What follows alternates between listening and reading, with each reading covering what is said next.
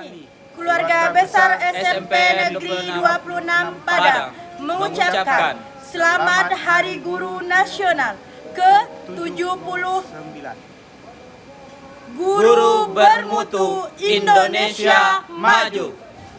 Balam bukan sembarang balam. Balam basarang di rumpun pandan. Salam bukan sembarang salam. Ikulah salam orang beriman.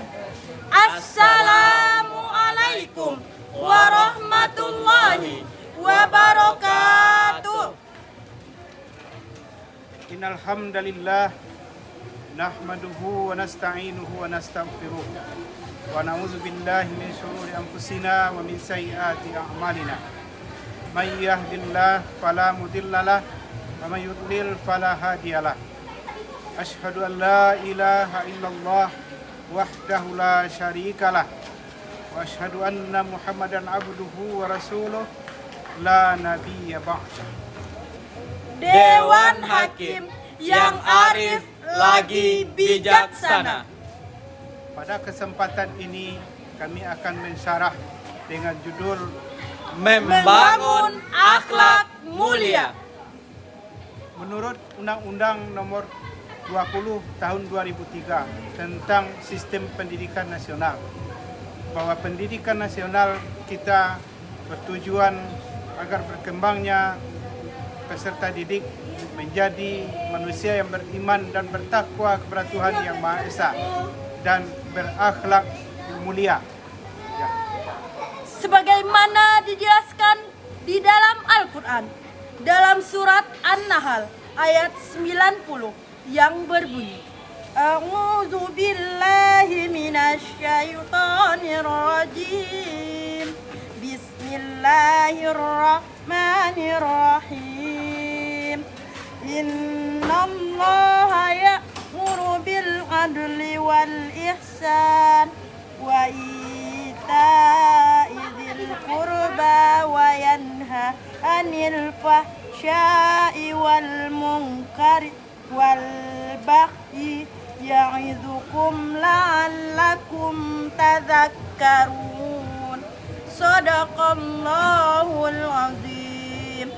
Aku berlindung kepada Allah dari godaan setan yang terkutuk dengan menyebut nama Allah yang Maha Pengasih lagi Maha Penyayang. Sesungguhnya Allah menyuruh kamu berlaku adil dan berbuat kebajikan, memberi kepada kaum kerabat, dan Allah melarang dari perbuatan keji, kemungkaran, dan permusuhan. Dialah Allah memberi pengajaran kepadamu agar kamu dapat mengambil pelajaran. Maha benar Allah dengan segala firman-Nya. Di dalam kitab tafsir Ibnu Katsir dijelaskan pendapat dari Abdullah bin Mas'ud bahwa sesungguhnya Al-Quran surat An-Nahl ayat 90 ini adalah ayat yang sangat universal. Kemudian di dalam tafsir Al-Maraghi juga dijelaskan bahwasanya ayat ini sangat baik di dalam mengajarkan kepada kita membangun akhlak yang mulia.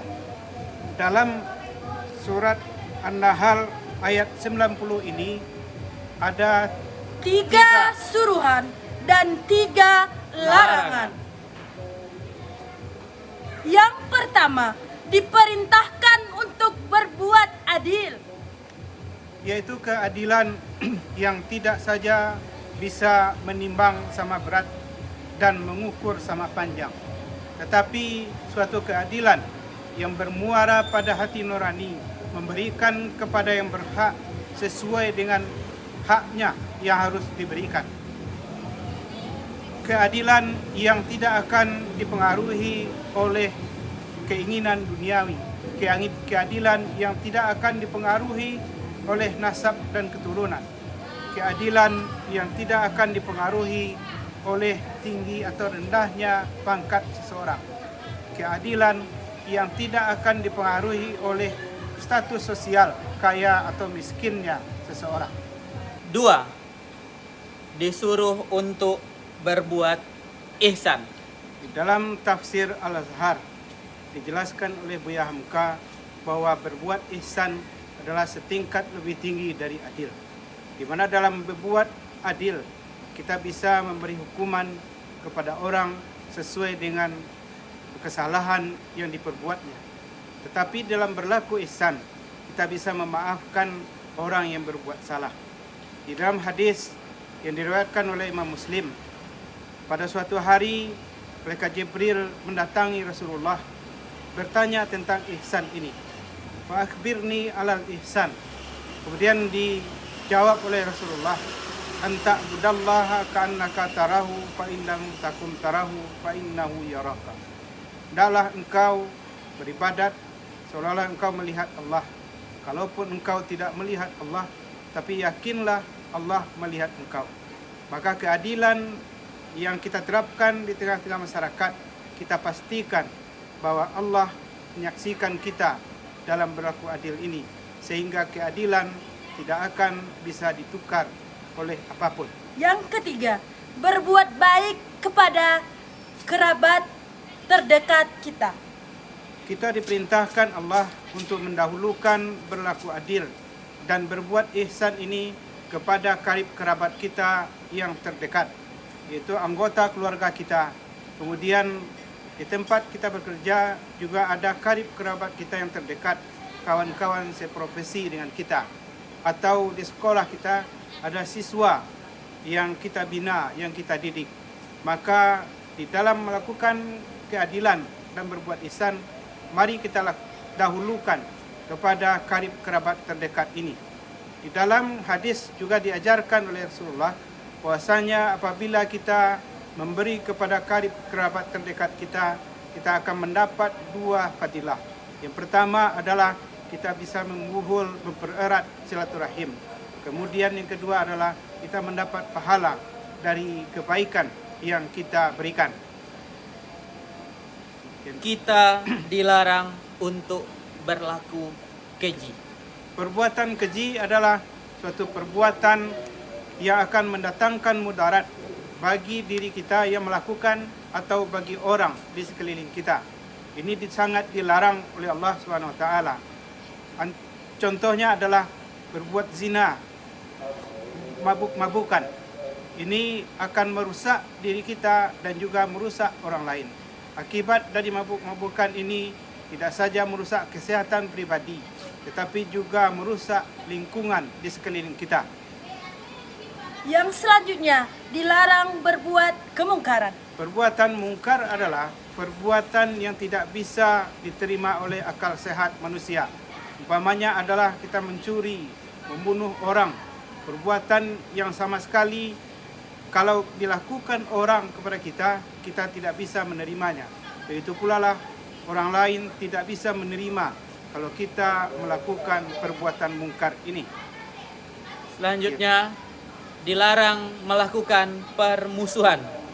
Perbuatan keji dan mungkar itu akan menjadi benih terjadinya permusuhan di tengah-tengah masyarakat.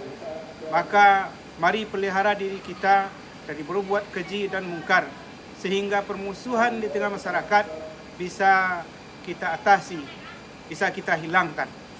Sebenarnya di dalam membangun suatu masyarakat, kita tidak bisa melakukannya kalau masih ada perbuatan keji dengan segala macam daya tariknya, dan ada perbuatan mungkar yang segala arah menintang untuk mengatasinya.